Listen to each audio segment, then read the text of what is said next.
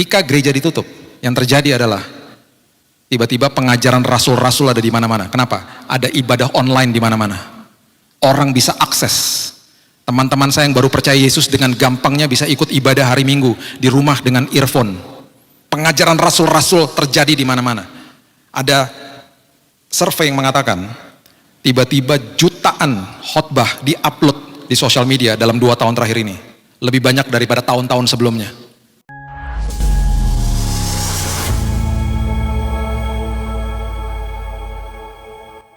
Tuhan, terima kasih buat hidup yang berharga ini. Tuhan, terima kasih buat masa depan yang penuh pengharapan bersama Tuhan. Berterima kasih buat setiap hari di mana kami memiliki kesempatan untuk selalu mendengar suara-Mu ya Tuhan. Ajarkan kami Tuhan supaya senantiasa hati kami berkobar-kobar ketika kami mendengarkan suara-Mu ya Tuhan. Tilik hati kami, pikiran kami ya Roh Kudus. Bentangkan semua maksud isi hati-Mu ya Tuhan. Supaya kami senantiasa dimerdekakan. Dan kami tahu Tuhan, kami gak bisa lihat ujung daripada jalan kami, karena firman-Mu adalah pelita. Itu sebabnya Tuhan, kami bersuka cita karena kami tahu walaupun itu pelita yang kecil, kami berjalan bersama Yesus. Dan pasti ujungnya nyaman dan aman Tuhan. Kami percaya Tuhan firman-Mu memerdekakan kami pada malam hari ini. Kami sambut dengan sukacita. Dan kami alaskan doa kami di dalam nama Tuhan Yesus. Kita sama-sama katakan, amin. Haleluya. Silakan duduk. Shalom. Wow, jarang-jarang hari Kamis ke sini ya. Saya harus kembali besok pagi, nanti hari Sabtu kembali lagi ke sini. Dan bersama-sama dengan saudara kembali hari Minggu.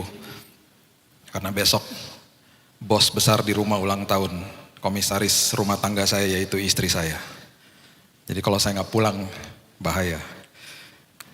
Oke,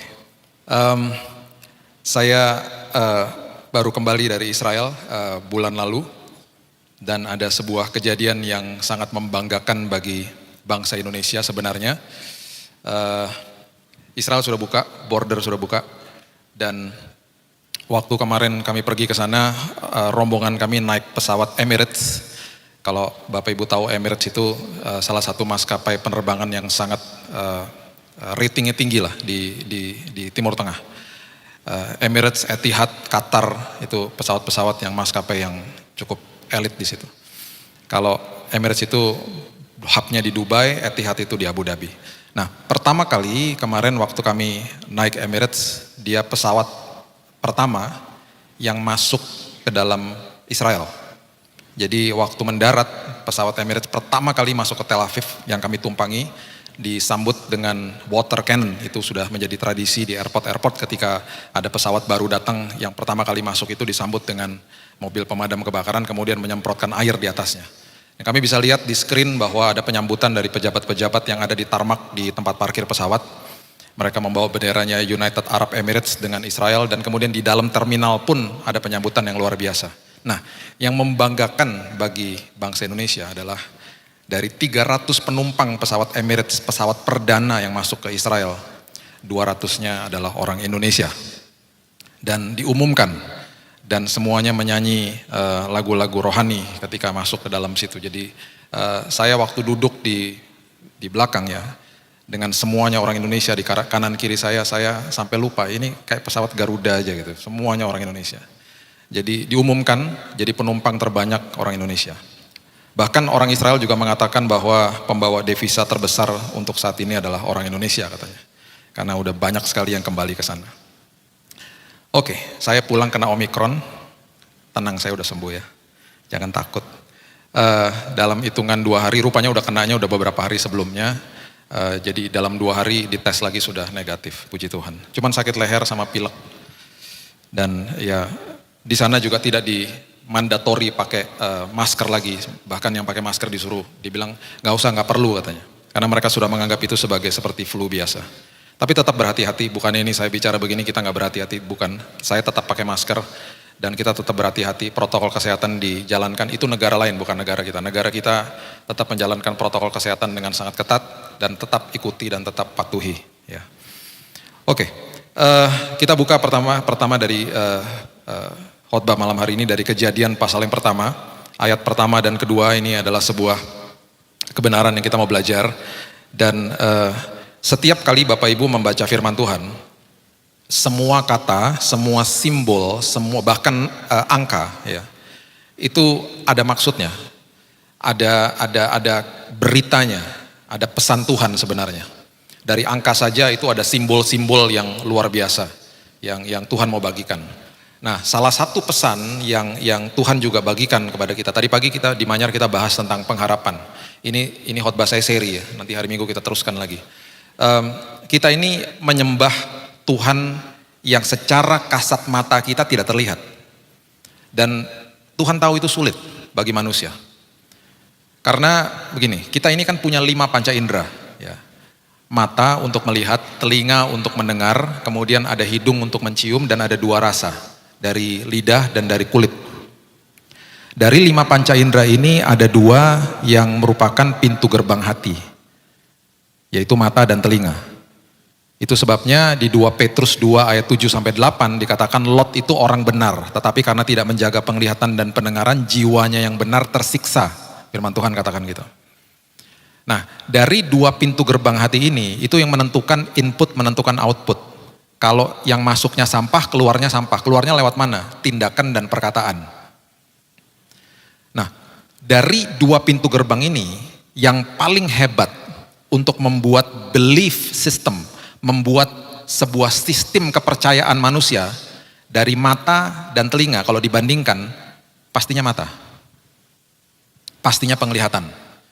Saya bisa mendengar sesuatu, tetapi kalau saya melihat, saya akan bilang, saya udah lihat. Kenyataannya seperti itu. Penglihatan itu selalu akan lebih kuat daripada hanya sekedar mendengar. Itu sebabnya ketika Dr. Lukas menulis salah satu perikop di dalam kitabnya, dan dia tulis cukup detail tentang perjalanan ke Emmaus. Itu adalah perjalanan yang sangat sederhana dilakukan oleh kedua murid Yesus yang bukan ring satunya, namanya Kleopas satunya.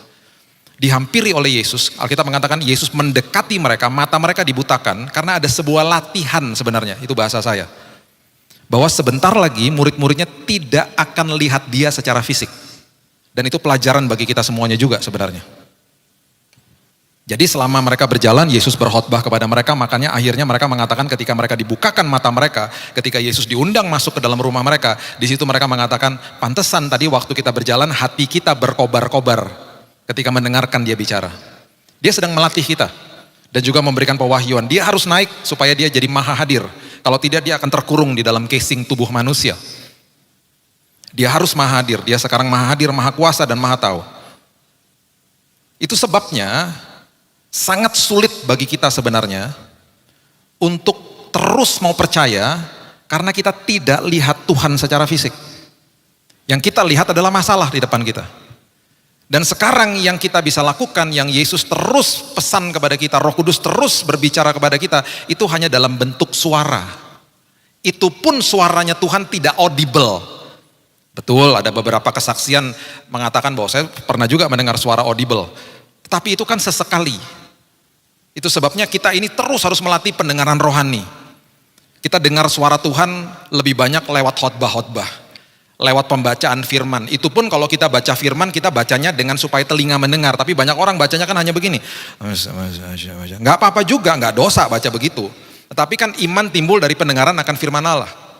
Makanya saya selalu ajarkan kepada orang tua untuk membacakan firman kepada anak-anaknya. Bahkan ibu-ibu hamil, bacakan firman. Ayahnya bacakan firman kepada anak yang masih di kandungan. Firman gak akan kembali dengan sia-sia. Anak yang masih kecil pun, ketika dia belum mengerti apapun, ketika ibadah malam sama keluarga, bacakan firman Tuhan kepada dia. Firman tidak kembali dengan sia-sia. Itu kekuatan firman. Dan Yesus tahu bahwa sebentar lagi ketika dia naik, dia tidak hadir secara fisik. Dan dia tahu bahwa manusia akan melihat sebuah kengerian dalam hidupnya. Karena dunia ini sudah jatuh. Manusia akan lihat penyakit, lihat masalah, lihat kesulitan, kesengsaraan. Semua yang dilihat lewat mata. Dan sementara kita sedang melihat semua kejadian-kejadian yang tidak enak di dalam dunia ini, kita harus percaya dengan hanya mendengar saja gitu. Dan itu sulit. Dan Yesus tahu. Makanya selain Roh Kudus ditinggalkan untuk kita, dengan jelas di Yohanes 14 dia katakan, aku tinggalkan damai untukmu. Dan damai aku serahkan kepadamu itu bukan damai yang dunia berikan. Damai yang dunia berikan adalah damai setelah ada badai, tetapi damai yang aku berikan adalah damai selagi ada badai. Bahkan dia mengajarkan, Paulus juga mengajarkan tentang korelasi antara pengharapan dan kepuasan. Orang kalau berharap pasti kan ada rasa puasnya ketika sudah mendapatkan apa yang dia harap. Alkitab mengatakan dengan jelas apa? Kalau dunia mengajarkan puas setelah harapan dijawab. Firman Tuhan mengatakan bersukacitalah di dalam pengharapanmu. Wow. Makanya kalau baca itu dan makin dibukakan sama Roh Kudus, makin ngerti, makin merdeka di dalam pengharapan, bersukacita. Itu yang Tuhan terus katakan kepada kita. Itu yang terus setiap hari kita harus mengarahkan telinga kita kepada ucapannya, simpan di dalam lubuk hati kita, karena itu sumber kehidupan. Amsal 4. Bahkan sumber daripada kesembuhan. Dan itu sulit. Itu sebabnya kita mau belajar firman pada malam hari ini. Saya berikan judul tengah malam. Karena segala sesuatunya dimulai pada malam hari, dan malam itu midnight. Itu sesuatu yang sangat asing bagi manusia. Sesuatu yang sangat tidak enak. Itu adalah titik yang paling gelap di dalam sebuah hari. Alkitab mengatakan begini, Kejadian 1 ayat 1 sampai 2. Pada mulanya Allah menciptakan langit dan bumi belum berbentuk dan kosong. Gelap gulita menutupi samudera raya. Roh Allah melayang-layang di atas permukaan air. Sengaja didokumentasikan kata gelap gulita. Karena memang ada sesuatu yang luar biasa yang Tuhan sedang ciptakan di dalam sebuah kegelapan. Dan kemudian Kejadian 1 ayat 5 mengatakan, dan Allah menamai terang itu setelah semuanya diciptakan. Terang diciptakan, terang dipisahkan dari gelap pada awalnya. Menamai terang itu siang dan gelap itu malam. Jadilah petang dan jadilah pagi, itulah hari pertama. Hari menurut Alkitab itu dimulai dari petang hari. Itu sebabnya Sabat bagi orang-orang Yahudi itu selalu dimulai pada Jumat sore atau sunset. Ketika matahari terbenam di hari Jumat itu mulai Sabat sampai kepada hari Sabtu matahari terbenam. Itu hari Sabat sebenarnya. Dan kemudian kita sudah mengerti, kita menganut Gregorian kalender, dan kalender Gregorian akhirnya merubah itu semuanya, dan akhirnya hari dimulai ketika sudah melewat jam 12 malam, yaitu midnight, tengah malam. Dan Alkitab mengajarkan kepada kita justru di tengah malam, di titik yang paling asing bagi manusia, di yang paling gelap, Tuhan bekerja. Tuhan bekerja di situ. Dan seringkali kita tidak melihat apapun. Kita mulai dari 2 Raja-Raja 6 ayat 14 sampai ayatnya yang ke-18. Ini ketika Elisa dikepung dan kemudian hambanya melihat bahwa mereka dikepung oleh musuh mereka. Ya, nanti Bapak Ibu baca kisah sebelumnya. Maka dikirimkannya ke sana kuda serta kereta dan tentara yang besar, sampailah mereka pada waktu malam mengepung kota itu. Ketika pelayan abdi Allah atau pelayan daripada Nabi Elisa bangun pagi-pagi dan pergi keluar, maka tampaklah suatu tentara dengan kuda dan kereta yang ada di sekeliling kota itu. Lalu berkatalah bujangnya dan kepadanya, celaka Tuanku, apakah yang akan kita perbuat? Celakalah. Karena yang dia percaya adalah apa yang dia lihat. Jawabnya, jangan takut. Sebab lebih banyak yang menyertai kita daripada yang menyertai mereka. Dan kemudian Elisa berdoa, ya Tuhan, bukalah kiranya matanya, supaya ia melihat. Maka Tuhan membuka mata bujang itu sehingga ia melihat. Tampaklah gunung itu penuh dengan kuda dan kereta berapi sekeliling Elisa. Ketika orang-orang Aram itu turun mendatangi dia, berdoalah Elisa kepada Tuhan, butakanlah kiranya mata orang-orang ini. Maka dibutakannya lah mata mereka sesuai dengan doa Elisa. Ketika mata dibuka, baru si bujang itu melihat. Masalahnya, kita nggak sering dibuka dan kita mungkin nggak pernah ngalami itu. Sama sekali, nggak dibukakan mata jasmani kita itu nggak lihat. Dan itu yang Tuhan terus kasih tahu sama kita. Ingat, jumlahku lebih besar daripada masalahmu. Jumlah tentaraku lebih besar daripada penyakitmu, daripada masalah rumah tanggamu, dan seterusnya dan seterusnya. Dan itu yang kita harus lakukan dan terus ingatkan sama diri kita sendiri. Makanya Ayub mengatakan begini di Ayub 38 ayat 1 dan 2. Dia katakan begini, Ayub 38 ayat 1 dan 2. Dirinya mengatakan yang lain selalu kepada diri kita. Maka dari dalam badai Tuhan menjawab Ayub, siapakah dia yang menggelapkan keputusan dengan perkataan-perkataan yang tidak berpengetahuan? Itu maksudnya siapa sih yang di dalammu itu mengatakan kepada dirimu sendiri, tidak ada dasarnya maksudnya. Itu maksudnya, karena pribadi yang paling sering berbicara dengan kita, toh diri kita sendiri. Jadi Tuhan lagi kasih tahu, lagi menegur dia, siapa itu dia? Yang mengatakan kepada dirimu, tidak ada pengetahuannya sama sekali, tentang aku maksudnya. Itu sebabnya Yohanes 20 ayat 29, ketika Thomas sudah akhirnya melihat dan percaya, ini yang Yesus katakan, karena engkau telah melihat aku, maka engkau percaya. Mudah, lihat percaya mudah. Perhatikan kalimat ini dan firman ini untuk kita semuanya. Berbahagialah kita yang ada di tempat ini pada malam hari ini, yang tidak melihat namun percaya. Dan kata berbahagia itu artinya diberkatilah kita. Diberkatilah kita semuanya yang tidak melihat dia secara fisik, namun tetap percaya. Itu pengharapan di dalam Tuhan. Dan Alkitab mengatakan pengharapan di dalam dia tidak pernah mengecewakan. Gak lihat Pak, yang saya lihat makin buruk. Saya waktu di kamar rumah sakit yang saya lihat kondisi saya makin buruk. Saya gak bisa lihat ujungnya. Bagaimana untuk bertahan, untuk berharap? Paulus mengatakan aku bermegah di depan kesengsaraan karena itu kesempatan bagi aku untuk tekun. Yang saya bisa lakukan hanya tekun. Tekun apa? Tekun berdoa, tekun mengucap syukur, tekun beriman. Karena setelah kesengsaraan, ketekunan, lahirlah dua buah karakter, yaitu tahan uji dan pengharapan yang tidak pernah mengecewakan. Hanya itu yang kita bisa lakukan, tekun. Roma 5. Keluaran pasal yang ke-11, ayat yang ke-4. Ini adalah kata pertama yang Alkitab dokumentasikan tentang kata midnight, tengah malam. Keluaran 11 ayat yang ke-4 ini berbicara tentang tulah yang ke-10 ketika anak sulung dibunuh oleh malaikat maut pada malam hari itu di Mesir.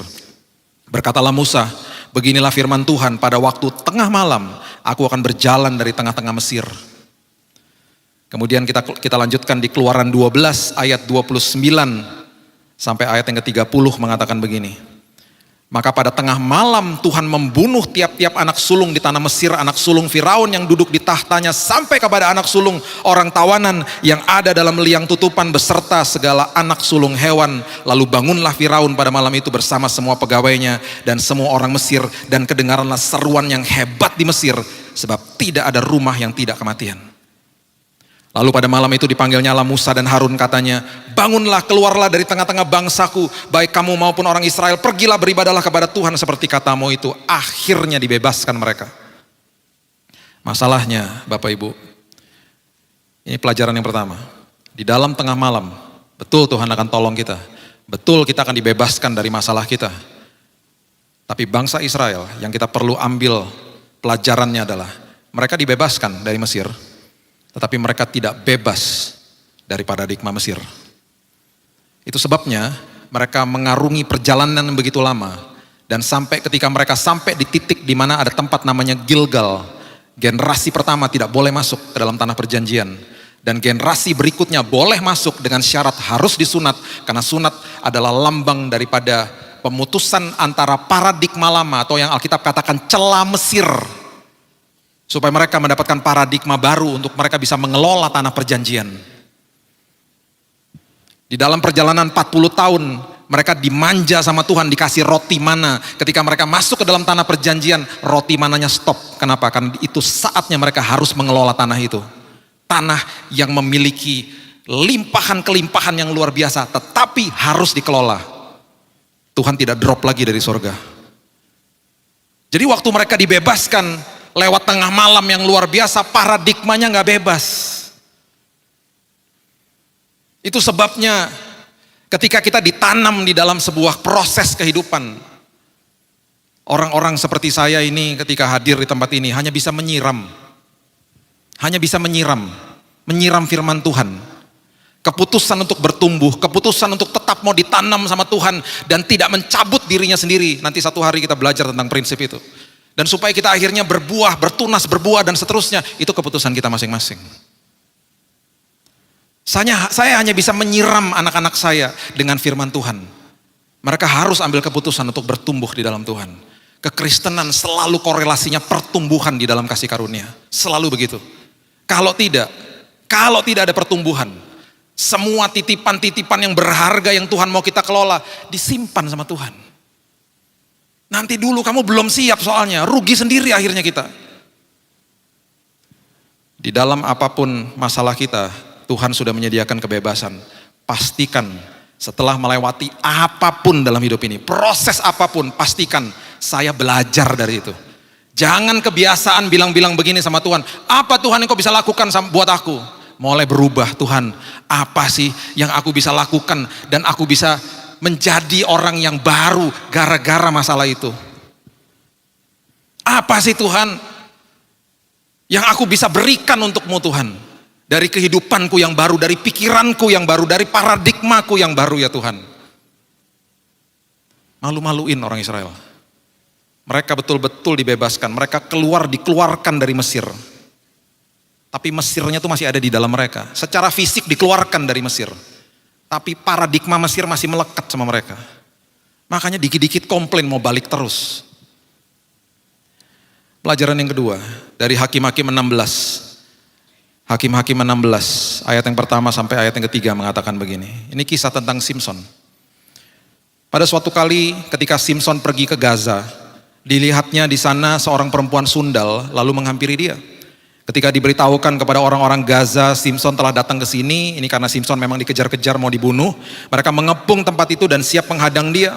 Semalam-malaman di pintu gerbang kota, dihadang di pintu gerbang kota, ditungguin. Kalau besok keluar, kita bunuh dia. Tetapi semalam-malaman itu mereka tidak berbuat apa-apa karena pikirnya nanti aja waktu fajar kita akan membunuh dia. Tetapi Simson tidur di situ sampai tengah malam dan Tuhan lakukan ini. Pada waktu tengah malam, bangunlah ia. Dipegangnya kedua daun pintu gerbang kota itu dan kedua tiang pintu, dicabutnya lah semuanya beserta palangnya, diletakkan di atas kedua bahunya, semuanya diangkat ke puncak gunung yang berhadapan dengan Hebron. Bisa bayangkan Bapak Ibu ketika mereka bangun pagi, para prajurit yang mau menangkap dia, betapa malunya mereka melihat bahwa pintu palangnya copot semuanya, dibawa sama dia. Ini adalah sebuah pewahyuan yang Tuhan sedang katakan di dalam tengah malam. Aku akan membawa dirimu menerobos masalahmu. Seringkali ada masalah kita bilang gini, Tuhan jalan pintas, jalan yang lain Tuhan. Tuhan bilang apa? Kita akan terobos masalahnya sama aku. Takut Tuhan, gak apa-apa jalan sama aku. Saya di hari-hari pertama takut di lantai 8 saya. Karena saya dengar suara orang teriak-teriak setiap hari di lantai kemo saya.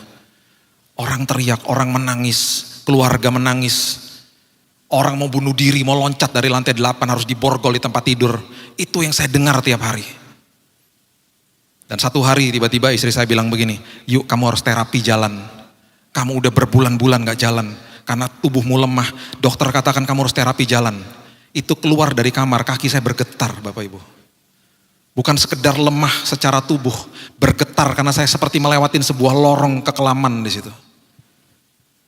Dan selalu firman Tuhan katakan, aku akan bawa kamu menerobos itu semuanya. Musuhmu akan dipermalukan.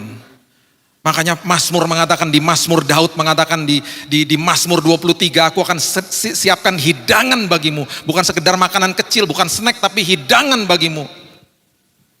Itu maksudnya adalah secara rohani dipuaskan, secara jasmani dipuaskan.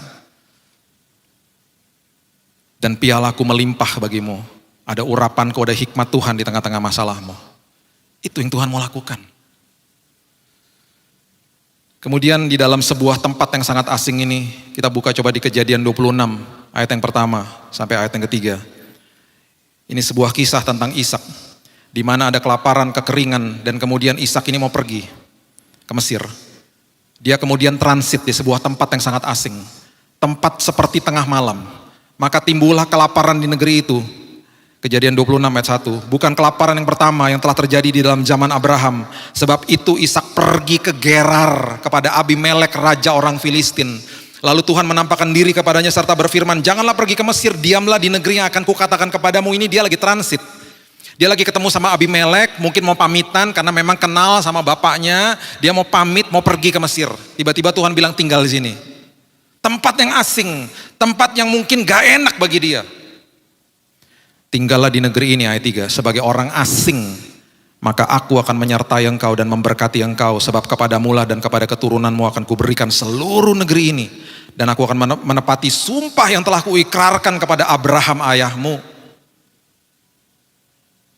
Justru di dalam tempat yang asing, justru di dalam tengah malam, justru provisi berkat Tuhan menanti bagi kita. Itu sebabnya makanya Tuhan sering kali membawa kita ke tempat-tempat gak enak.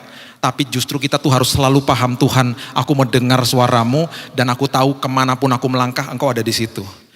Mazmur mengatakan ketika engkau bangun aku masih ada, berarti selagi engkau mau tidur aku ada, selagi engkau tidur aku ada, selagi kamu bangun aku masih ada, berarti dia selalu hadir dalam hidup kita, gak pernah meninggalkan kita.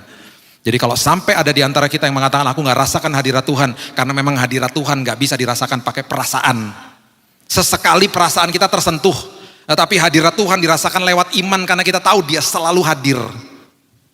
Di semua kondisi hidup kita dia selalu ada di situ. Itu yang membuat saya bersuka cita setiap hari, tahu bahwa dia tuh ada di situ, jalan sama saya. Itu yang menyebabkan saya selalu melatih pendengaran rohani dengan ngobrol sama dia dalam apapun bentuknya. Biasakan panggil dia dengan panggilan yang paling intim. Saya panggil dia Daddy, Dad. Misalnya mau naik pesawat, Dad aku boarding ya. Aku mau pulang dengan selamat loh Dad.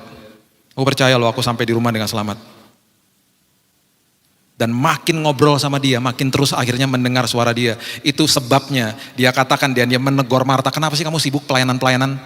Gak apa-apa pelayanan, tapi justru ketika kamu melayani aku, kamu gak duduk seperti Maria. Kamu akhirnya hanya sekedar mendengar, bukan mendengarkan. Mendengar is here, mendengarkan to listen. Mendengar tuh hanya mungkin masuk sini keluar sini. Kalau mendengarkan berarti mendengar dengan seksama, mendengar dengan detail, masukin ke dalam pikiran dan hati. Itu sebabnya dia katakan kepada Maria, ini tidak ada duanya. Tidak ada yang lebih baik daripada ini. Apa? Duduk di kaki Tuhan dan dengar suaranya. Gak ada yang lebih baik daripada dan tidak akan bisa diambil daripadanya. Instruksi yang dia berikan, suara yang dia berikan kepada kita ketika kita terima dan kita simpan di dalam lubuk hati kita, gak bisa diambil dari kita. Ada sebuah hikmat yang akan tumbuh dalam kehidupan kita. Ada sebuah pertumbuhan yang sangat luar biasa yang kita akan alami dalam hidup ini. Sulit saya tahu, hanya dengar setiap hari. Bayangin, kita harus percaya dengan hanya mendengar. Tapi Alkitab dan Yesus sendiri yang mengatakan, kita ini orang-orang diberkati kalau kita percaya walaupun kita gak lihat. Dan akhirnya di Kejadian 26 ayat 12 mengatakan begini. Maka menaburlah Ishak di tanah itu dan di dalam tahun itu juga ia mendapat hasil 100 kali lipat sebab ia diberkati Tuhan. Dan orang ini menjadi kaya, bahkan kian lama kian kaya sehingga ia menjadi sangat kaya. Jangan dipelintir ya ayat ini.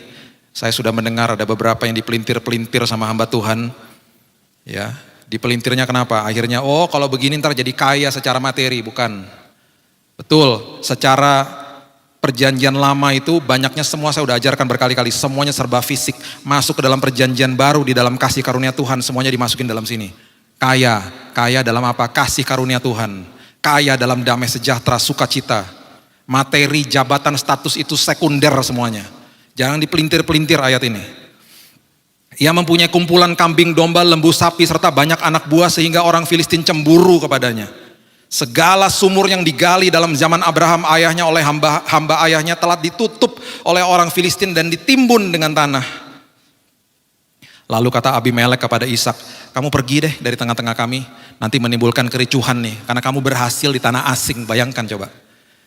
Sebab engkau telah menjadi jauh lebih berkuasa daripada kami, di tanah asing loh. Jadi pergilah Ishak dari situ berkemah di lembah Gerar, gak jauh dari situ. Dan ia menetap di situ. Ini yang terjadi. Sumur-sumur bapaknya udah tertutup. Sama seperti kebanyakan kita di dalam 2 tahun terakhir ini. Pak, saya kehilangan pekerjaan Pak, saya kehilangan income Pak. Gak bisa, di dalam prinsip kerajaan gak bisa kehilangan. Yang ada kita sedang dipindahkan ke dalam musim yang baru. Posisi kita yang lama mau diisi sama orang lain, Tuhan lagi bawa ke musim yang baru, pasti lebih luar biasa nantinya. Terus dibawa naik kok sama Tuhan.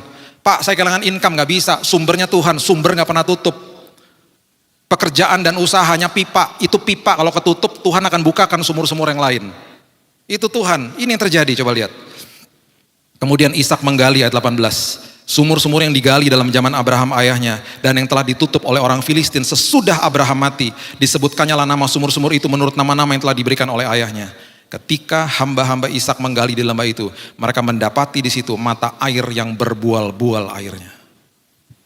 Apapun yang ditutup sama manusia, Tuhan akan bukakan yang lain yang airnya membual-bual. Dan selalu kejadiannya di saat-saat yang asing bagi kita. Di saat-saat tengah malam, di saat-saat yang justru di depan mata kita ada ketakutan di depan kita. Justru kasih karunia Tuhan bekerja dengan sangat dahsyat di tempat-tempat atau kondisi seperti itu. Itu sebabnya di dalam apapun yang kita alami, masuk dalam perhentian Tuhan. Ibrani katakan berusahalah, spudetso bahasa Yunaninya. Berarti lakukan dengan segera. Masuk dalam perhentian itu berarti pikiran dan hati rest di dalam Tuhan.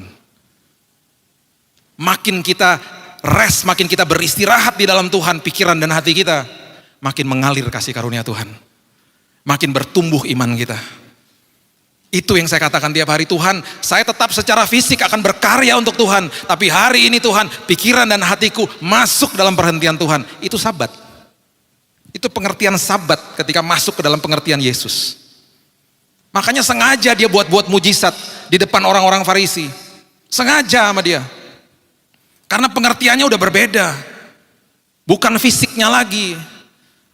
Bukan apa yang saya lakukan hari ini. Kemarin ada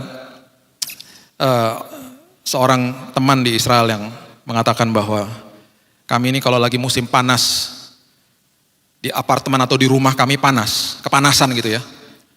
Pas di hari Sabat, itu mereka harus keluar, mencari orang yang non-Yahudi, untuk masuk ke dalam rumahnya dan nyalain AC. Bayangkan coba. Cari orang non-Yahudi untuk masuk ke dalam rumahnya, nyalain AC. Kenapa? Karena hari Sabat gak boleh nyalain AC. Gak boleh muter atau pencet remote. Dan itu yang mereka lakukan. Dan masih lakukan sampai sekarang. Tapi semuanya diubah sama Yesus. Sabat masuk dalam perhentianku, pikiran dan hatimu rileks. Makin merdeka kita. Karena walaupun apapun ditutup sama manusia, Tuhan akan bukakan sumur-sumur yang baru. Dan kemudian yang terakhir di Kisah Rasul 16, ya, Kisah Rasul 16, kita mulai dari ayat yang ke-18. Ini ketika Paulus dan Silas mendoakan seorang hamba perempuan yang memang mempunyai roh tenung gitu ya, dan selalu mengganggu mereka. Dan ketika didoakan dia akhirnya berhentilah dari situ ya. Dan akhirnya bos-bosnya marah gitu ya. Karena mereka dapat penghasilan dari tenungnya wanita ini. Dan akhirnya diberitakan kepada orang-orang lokal. Dan kemudian akhirnya Paulus dan Silas dipenjarakan. Kita sudah pernah baca lah kisah ini ya. Dan kemudian dikatakan begini, Kisah Rasul 16 ayat 18. Hal itu dilakukan beberapa hari lamanya ketika Paulus tidak tahan lagi akan gangguan itu. Ia berpaling dan berkata kepada roh itu, demi nama Yesus Kristus, aku menyuruh engkau keluar dari perempuan itu. Seketika itu juga keluarlah roh itu. Roh tenungnya keluar, bosnya marah. Ayat 23. Setelah mereka berkali-kali didera, akhirnya mereka ditangkap, didera, dilemparkan ke dalam penjara. Kepala penjara diperintahkan untuk menjaga mereka dengan sungguh-sungguh. Sesuai dengan perintah itu, kepala penjara memasukkan mereka ke ruang penjara yang paling tengah dan membelenggu kaki mereka dalam pasungan yang kuat. Yang paling tengah, bahasa Inggrisnya adalah dungeons, artinya adalah tempat yang paling bawah di bawah tanah. Gelapnya luar biasa. Udah gelap dan ini yang terjadi. Tetapi kira-kira tengah malam, ayat 25. Tengah malam, midnight. Paulus dan Silas berdoa, menyanyikan puji-pujian kepada Allah dan orang-orang hukuman lain mendengarkan dia. Itu yang patut kita lakukan di dalam tengah malam kita. Give thanks, mengucap syukur kepada Tuhan. Karena disitulah Tuhan yang paling bekerja di tengah-tengah malam itu. Akan tetapi terjadilah gempa bumi hebat sehingga sendi-sendi penjara itu goyah. Seketika itu juga terbukalah semua pintu, terlepaslah belenggu mereka semuanya. Saya kalau ada di titik ini, belenggu saya lepas, pintu penjara terbuka, saya akan lari keluar. Kita semuanya akan mempunyai kecenderungan pasti ya mau lari lah, melarikan diri keluar. Ayat 27, ketika kepala penjara itu terjaga dari tidurnya dan melihat pintu-pintu penjara terbuka, ia menghunus pedangnya hendak membunuh diri. Karena ia menyangka bahwa orang-orang hukuman itu telah melarikan diri. Tetapi Paulus berseru dengan suara nyaring katanya, jangan celakakan dirimu, sebab kami semua masih ada di sini. Perhatikan ini baik-baik. Seringkali di dalam tengah-tengah masalah kita berdoa begini, kapan Tuhan ini berakhir? Kapan ini Tuhan selesainya? Dan seringkali Tuhan bilang begini sama kita, diam di situ dulu, karena aku sedang bekerja. Dan kita nggak pernah tahu sampai akhirnya semua sudah selesai, di situ baru kita dibukakan. Itu sebabnya Roma 8 ayat 28 mengatakan, hari ini, saat ini baru aku tahu. Sekarang aku tahu itu bahasanya. Bahwa Allah turut bekerja dalam segala sesuatu, mendatangkan kebaikan bagiku. Itu kapan kita tahunya? Setelah lewat semuanya. Sekarang aku tahu. Sering kali kita mau bilang, Tuhan, ayo Tuhan, kapan Tuhan? Saya percaya Paulus dan Silas mendengar suara Roh Kudus pada malam hari itu. Pada tengah malam, jangan keluar. Karena ada suatu perkara yang besar yang Tuhan mau lakukan. Yang terjadi adalah, Paulus berseru dengan suara nyaring katanya, jangan celakakan dirimu sebab kami semuanya masih ada di sini. Kepala penjara menyuruh membawa suluh ayat 29. Berlari masuk dengan gemetar tersungkur di depan Paulus dan Silas. Ia mengantar mereka keluar sambil berkata, Tuan, apakah yang harus aku perbuat supaya aku selamat? Jawab mereka, percayalah kepada Tuhan Yesus Kristus, engkau akan selamat, engkau dan seisi rumahmu. Kenapa? Di tengah malam itu, melalui Paulus dan Silas, ada satu keluarga diselamatkan Tuhan. Karena di tengah malam itu, Tuhan berkata, diam dulu, aku sedang bekerja. Di dalam masalahmu, ketika sudah puncak-puncaknya, Tuhan kapan nih selesai? Justru Tuhan bekerja. Dan bahkan ada orang-orang yang diberkati. Saya akan tutup dengan fakta yang nyata ini, ya, cepat saja. Ya, kita buka cepat-cepat aja di terakhir ya, Kisah Rasul pasal yang kedua. Kisah Rasul pasal yang kedua. Lihat ayat 47. Ini yang terjadi di dalam bangsa kita. Kisah Rasul pasal yang kedua ayat 47. Bapak Ibu belajar sesuatu malam hari ini? Ayat 47 mengatakan begini. Mereka disukai semua orang. Siapa mereka? Jemaat mula-mula. Oke? Tiap-tiap hari Tuhan menambah jumlah mereka dengan orang yang diselamatkan. Jemaat mula-mula gak punya Alkitab. Gak punya Alkitab Perjanjian Baru, gak ada. Mereka bertumbuh gara-gara kesaksian daripada murid-murid Yesus yang menyaksikan Yesus mati, bangkit, naik surga. Mereka hanya dengar tentang Yesus. Mereka bertumbuh. Ayat ini diadopsi di Undang-Undang Uni Soviet tahun 39. Karena negara sosialis dan komunis suka dengan kenyataan ini. Oh, jumlah mereka ditambah-tambahin. Gimana caranya? Mereka mengikuti pola yang dilakukan oleh jemaat mula-mula. Sudah pasti unsur Tuhannya dihilangkan. Ada 5 pilar. Ini yang terjadi. Kisah Rasul 2, coba lihat ayat yang ke-42. Coba lihat. Mereka bertekun dalam pengajaran rasul-rasul dan dalam persekutuan. Oke, 2 tahun lalu, waktu kita mengalami lockdown, kita mengalami tengah malam kita bersama-sama. Masalah yang luar biasa dengan pandemi ini. Gedung gereja ditutup, gereja gak bisa ditutup, itu saya selalu katakan. Karena gereja adalah eklesia, orang-orang yang diselamatkan, orang-orang yang membawa dampak di luar sana. Ketika gereja ditutup, yang terjadi adalah tiba-tiba pengajaran rasul-rasul ada di mana-mana. Kenapa? Ada ibadah online di mana-mana. Orang bisa akses. Teman-teman saya yang baru percaya Yesus dengan gampangnya bisa ikut ibadah hari Minggu di rumah dengan earphone. Pengajaran rasul-rasul terjadi di mana-mana. Ada survei yang mengatakan tiba-tiba jutaan khotbah di-upload di sosial media dalam 2 tahun terakhir ini. Lebih banyak daripada tahun-tahun sebelumnya. Kemudian dikatakan di dalam persekutuan dan kemudian mereka selalu berkumpul tanpa disadari, keluarga demi keluarga berkumpul seperti kelompok-kelompok sel di rumah masing-masing, FA masing-masing. Ini yang saya mau beritahu kepada Bapak Ibu sekalian.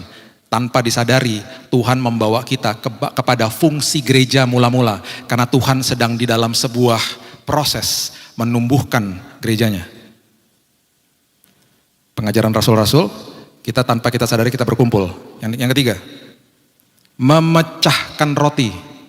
Saya cek sama staf saya di toko buku Immanuel. Barang yang paling laku dari bulan Maret sampai sekarang apa? Yang dijual online, perjamuan kudus. Orang perjamuan kudus di rumah masing-masing. Yang keempat, berdoa. Berdoa. Tiba-tiba orang yang tadinya nggak suka berdoa jadi pada berdoa semuanya. Karena ketakutan sama tante corona. Ya, sekarang udah berubah jadi Omikron. Yang kelima, yang terakhir, pilar yang terakhir, ayat 44 sampai 45. Semua orang yang telah menjadi percaya tetap bersatu. Segala kepunyaan mereka adalah kepunyaan bersama. Selalu ada dari mereka menjual harta miliknya, membagi-bagikan kepada semua orang sesuai dengan keperluan masing-masing. Empati, pilar yang kelima. Saya nggak pernah lupa di bulan April, saya dan adik saya, Jesse, waktu bulan April 2020, menggalang dana dengan teman-teman cuman dari WhatsApp. Kami ingat waktu bulan April tahun 2020, supir-supir ojol kasihan, gak ada yang mau naik. Orang ketakutan. Kita beri makan 900 supir ojol dari kumpulin dana dari teman-teman. Kerjasama sama warung dekat rumah. Kita memberkati warungnya, berkati supir ojolnya. Empati terjadi. Bukan hanya kita, banyak orang lakukan hal yang sama. Gak ada yang nungguin departemen misinya gerejanya lagi bergerak sendiri-sendiri. Ini yang terjadi. Tadi kita sudah baca ayat 47 toh. Jumlah mereka ditambah-tambahkan sama Tuhan. Ini yang saya mau beritahu kepada Bapak Ibu, selama 2 tahun terakhir ini, pertumbuhan orang percaya di Indonesia bertumbuh berkali-kali lipat. Dari yayasan kita, dari yayasan teman-teman saya, kita sudah compare notes, bahkan ada teman saya seorang hamba Tuhan disamperin sama beberapa orang, datang ke rumahnya, dia katakan gedung gereja saya tutup, kolam baptisannya kering. Mereka katakan gak apa-apa Pak Pendeta, baptis kami di kolam ikan aja. Bapak kan punya kolam ikan tuh di belakang. Mereka dibaptis di kolam ikan, puluhan dari mereka. Sampai-sampai teman saya bilang gini, puji Tuhan ikanku gak ada yang mati. Bahkan jadi sehat-sehat, jadi gemuk-gemuk ikanku. Ada sebuah survei, saya gak tahu ini sudah valid atau tidak. Ada yang mengatakan, saya gak berani sebut namanya. Jutaan terima Yesus di dalam 2 tahun terakhir ini. Jutaan. Itu yang terjadi. Kenapa? Tanpa disadari kita dikembalikan ke dalam fungsi gereja mula-mula. Mungkin ada yang sudah melakukan 1-2 pilar, mungkin ada yang sudah melakukan 5-5-nya, saya nggak tahu. Tapi ketika kita sudah kembali ke dalam gedung yang bagus ini, jangan lupa fungsi gereja mula-mula ini yang terjadi di dalam bangsa kita. Itu sebabnya seringkali Tuhan bilang apa? Nanti dulu, diam dulu di tengah malammu, karena ada pekerjaan besar yang aku lakukan. Dan itu yang kita alami di bangsa kita, bangsa tercinta kita, bangsa Indonesia. Berikan tepuk tangan kita untuk Tuhan kita. Bapak terima kasih, mengucap syukur buat malam yang indah ini ya Tuhan. Ketika kami ada di tengah malam kami, di tengah situasi yang tidak enak, situasi yang asing bagi kami, justru Engkau bekerja. Justru kasih karuniamu makin nyata ya Tuhan. Itu sebabnya Tuhan ketika kami berhadapan sama masalah kami mau mendeklarasikan seperti Paulus Tuhan. Kami bermegah di depan kesengsaraan kami. Karena kami tahu kami berjalan bersama dengan Tuhan. Walaupun kami gak lihat Tuhan, kami adalah orang-orang yang diberkati. Karena kami percaya Tuhan. Kami orang-orang yang percaya kepada Tuhan. Itu sebabnya Tuhan terus latih pendengaran rohani kami Tuhan. Di dalam tengah malam kami ada kebebasan, ada provisi Tuhan. Dan justru di dalam tengah malam itu Tuhan kami dipanggil untuk jadi berkat bagi banyak orang. Dan itu sebabnya Tuhan kami melihat banyak orang percaya datang. Persiapkan diri kami, persiapkan gerejamu ya Tuhan. Supaya makin banyak jiwa lagi diselamatkan untuk Tuhan. Meteraikan firman ini Tuhan kepada setiap kami. Kami tidak mau sekedar hanya dibebaskan saja Tuhan. Tapi paradigma-paradigma yang salah dari hidup kami mau keluarkan itu dari hidup kami. Celah-celah Mesir kami mau tinggalkan Tuhan. Karena ada tanah perjanjian yang harus dikelola. Terima kasih Bapak, terima kasih Yesus. Hamba stop sampai di sini, tapi suara Tuhan terus berkumandang di hati kami. Dalam nama Tuhan Yesus aku berdoa dan mengucap syukur. Kita sama-sama katakan, amin. God bless you.